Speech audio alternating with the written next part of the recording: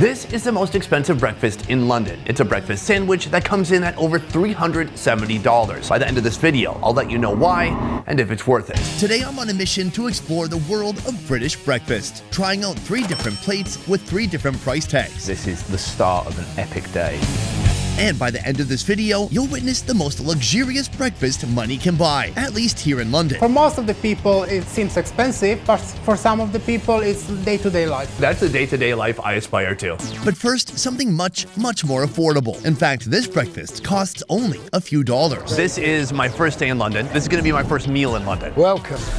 We've come to London's iconic Polo Bar, open all day, every day, serving up the best British diner food. In the past, British cuisine has been judged for being boring, sometimes bland. Yeah. I've come here to London to bust those stereotypes. Thank you. And I'm doing it by starting with the iconic dish known as beans on toast. Start by toasting up a thick, wholesome slice of sourdough bread. Why do people here love beans so much for breakfast? I don't know, but every single one of our breakfasts is served with beans. Like the Italians grow up on pasta, I think the English grow up on beans.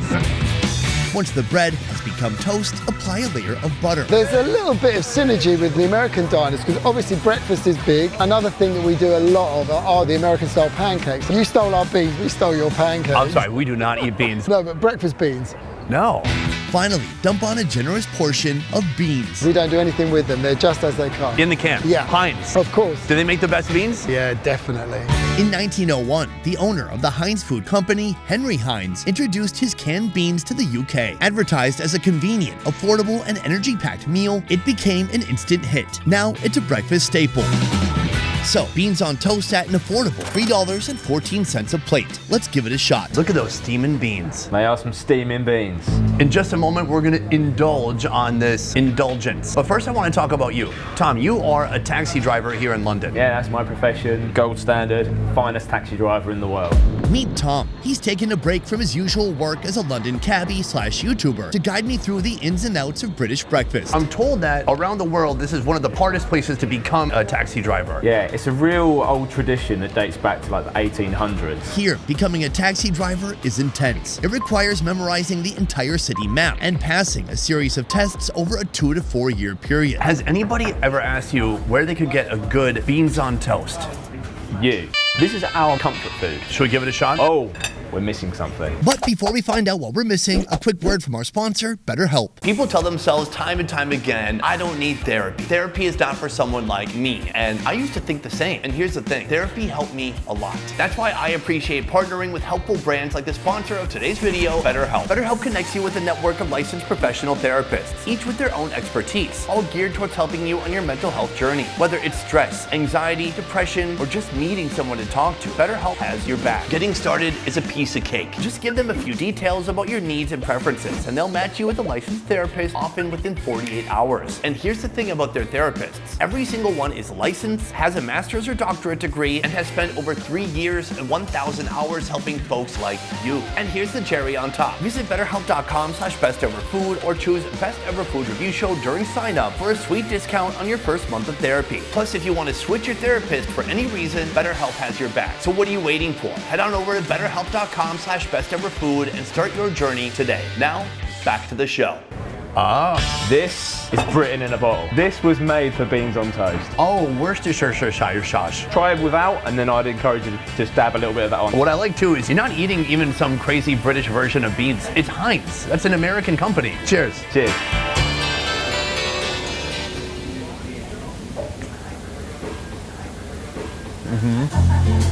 I like it. I'm liking it. I respect it. It is what it is. We're not reviewing 5-star filet mignon right now. What's good is that even if the toast is a little bit burnt, it's just get that sogginess of the beans. What I do like about it is they put a lot of sugar in the beans. The starchy kind of syrup of the beans, like you said, is saturated into the bread, making it kind of chewy. It feels like dorm food. It's exactly that. If you went round a mate's house, if you're a bachelor, and you're like, oh mate, what you got in the cupboard? What can you do me? Beans on toast? Sorted. Time to add Worcestershire, a fermented condiment made from vinegar, molasses, anchovies, tamarind, and spices. Where'd you bring that from? I bought it specifically for this. There's kind of a sour note to it now. Yeah. So we have the sweetness, we have the saltiness, and a little bit of sourness. It feels like a well-rounded meal you would buy on food stamps. Well, you say food stamps. The actual reasoning why beans on toast is such a popular meal in Britain is it comes from rationing in World War II. We've loved it ever since, basically. The British bean obsession doesn't end with beans on toast. Here, you can also order this loaded egg, cheese, and bean sandwich. But there's also the iconic full English breakfast, which is what we're trying next. What is the occasion that people would be eating an English breakfast? It doesn't seem like something that people would eat every day. It's not, it's a treat. Meet Dean, general manager of 3SP Restaurant on the main floor of the 5-star South Place Hotel. Every now and then I've got a group of friends from the army days and we'll meet once a month and we'll find a good breakfast spot where we'll get a full English breakfast, or we call it belly buster. The full English breakfast is a hearty feast rooted in the 19th century Industrial Revolution. It was designed as a power-packed meal to jumpstart the day for laborers. I'd like to one by one go through each food item that's on that plate. Let's start with eggs. I'm going with 2 options. Sunny side up eggs and Dean's personal favorite, Poached eggs. That poached egg breaks open, you've got a good quality egg there. It's orange and it glistens. I'm so hungry right now. I know. All right, next food. Pork sausage, really important, goes back centuries. We boil them first and then we just finish them off in a little bit of a oily pan. Our bacon, we eat slightly different here as well. Most Americans like really crispy bacon. We don't. Londoners typically prefer back bacon for breakfast. Back bacon is a cut that includes a portion of the loin from the back of the pig. But here, they're serving what the Brits call streaky bacon, a more familiar option for international travelers. Beans, because it's a hotel, we try and put it in a little bowl, but then if people don't want it, they can separate it. Where if you go to one of the local cafes here in London, they put it on the plate and you've got no option but to have the tomato juice flourishing through the rest of the plate. Let's talk about the black pudding. Okay, black pudding. It's not a pudding at all. Black pudding is in fact a sausage, dyed black through the use of pork blood. To make it, start by blending oats, pork fat, and onions. Then mix the blended ingredients with pork blood, flour, milk, and other seasonings. That sounds gruesome to a lot of people and puts a lot of people off, but this was a byproduct of our animal culture. Stuff this mixture into a plastic casing and boil to cook it through. It's actually really very good for you. If you think about it, it's just an oat cookie that's black. That's a great perspective, a cookie. Before serving, the black pudding is sliced and made crispy under the broiler. The final steps, deep frying some hash browns, then broiling up some tomatoes and mushrooms and assembling the dish. Served in a hotel restaurant, the English breakfast here is tailored to international guests with a posh touch, a bit more premium than you'll find at blue-collar cafes. In order to get the full English experience, I want to learn some British slang. Right now, I'm absolutely Hank Marvin. I'm absolutely Hank Marvin? Hank Marvin. What's that mean? It means starving. This is a cup of Rosie Lee. Rosie Lee, rhyming slang for Exactly. So there is one word I want to talk to you about. What I'm told is here it's almost like a term of endearment. You know what word I'm talking about? I'm not there yet, no. I'm talking about the word Oh, right, yeah. Is that something you would call your mates, your friends? Closer mates. You can call me a if you want. No, it's not that. We're not close enough yet. Let's get back to the breakfast. This looks amazing. This is the start of an epic day. Where should we start? Firstly, yeah. Okay, I'll do it, but only because I'm afraid you'll call me a You almost make like a little mini sandwich on your forks. You go, I'll have a little bit of bread, I'll have a little bit of sausage. A little bit of egg. We're making a breakfast kebab.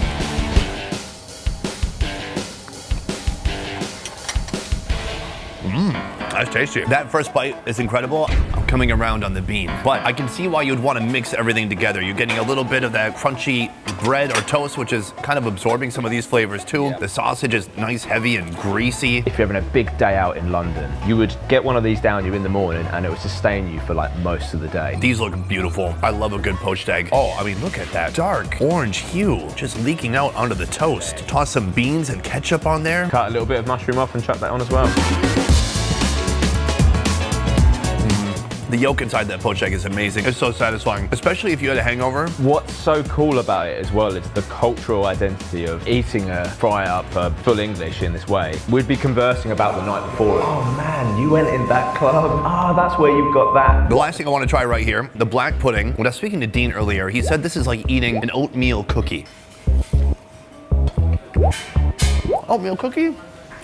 Not sure about that. It doesn't really have a bloody taste to it, and it's cooked like nice and solid, like it's a bit soft, but it's got a great savory flavor, a nice bouncy texture from the oatmeal inside. I like it. Do you think most Americans would be open to taking a bite of this? I think they should, because it's not as bad as it sounds. That's the thing though, you guys made it sound good. Black pudding? We love pudding. This was an excellent meal. We're at a hotel, 5-star. This is 18 pounds, but it's a lot of food. It's a great price because it's not just breakfast. Like, this just sets you up for the whole day. So you don't think it's on the high side? Not at all, especially for the quality that you'll get in the ingredients they put into this. Well, listen, from here, we're having a classic breakfast, but with something definitely not classic put on top of it. Have you ever had caviar? I have, yes. On your breakfast? Not on breakfast, no. Exactly. Wow. Tom has offered to drive me to our most expensive breakfast location in his very own cab. You ready to ride? Let's do it. For me, I'm happy to save a few pounds because for our next meal, I'm gonna need it. Hey, Tom, this is terrifying. I literally don't hear anything from the front. I just hear you through the speaker. I mean, you can turn me off if you like. That's what some posh people like to do. Well, I'd rather turn you off than turn you on. I'm feeling like my wallet is heavy and soon my wallet will be light. Most likely.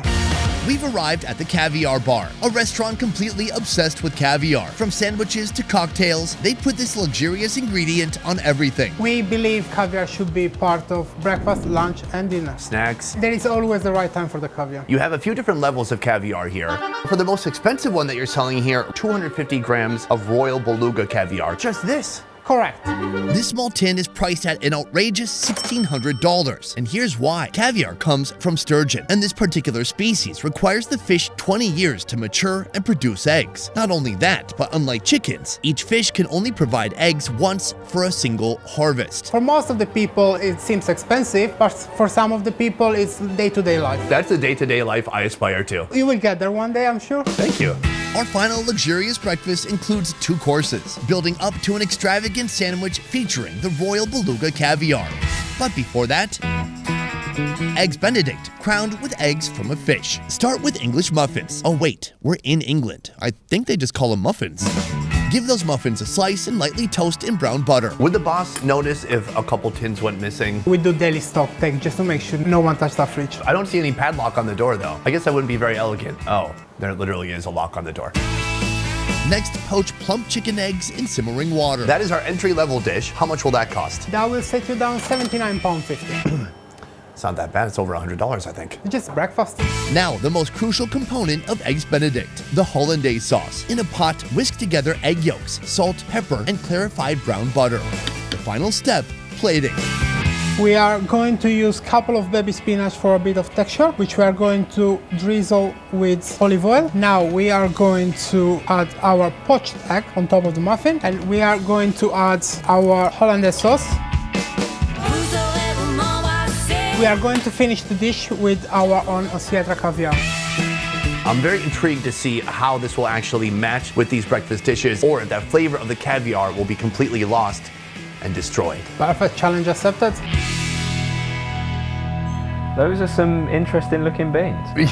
Yeah, listen, we have surpassed the world of beans and we've moved into a completely different dimension. This plate right here, $100. It's kind of blowing my mind already. So this is the mid-level caviar that they're selling here. But right here on the Bloody Mary, this is the most affordable caviar, the Royal Bairy. The Royal Bairy, their most affordable caviar, costs about $20 for 10 grams. It comes from 7-year-old sturgeon, and I had a taste earlier. Salty, slightly briny. I like it. Do you like it? Yeah. It's good. I have no benchmark to compare it against. Yeah, well, that's our starting point. So it should apparently go up from here. There are so much eggs on here. It's quite a lot. When you say 30 grams, it doesn't seem like you'd get much. No. Oh, there we go.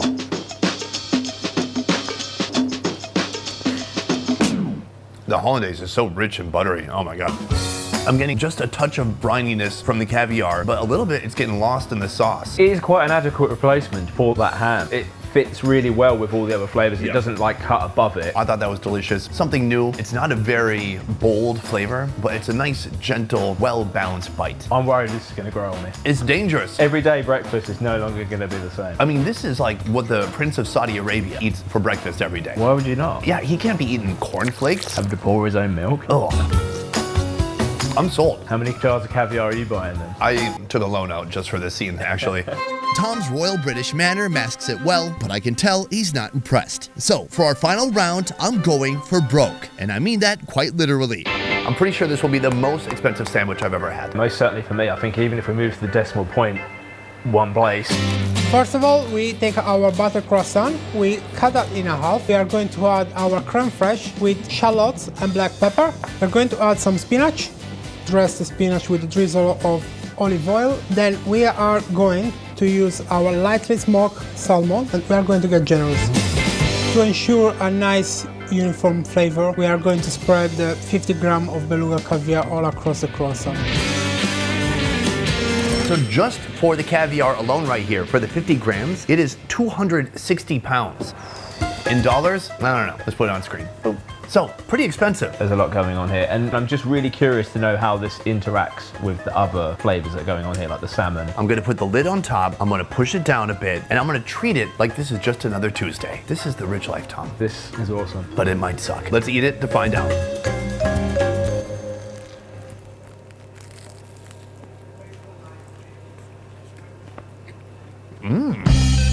That's really good. The salmon has a strong taste. The creme fraiche with the salmon, classic pairing, taste delicious together. Yeah, even the croissant, I didn't really know what to expect in this format, but it's not going everywhere. This is still quite manageable.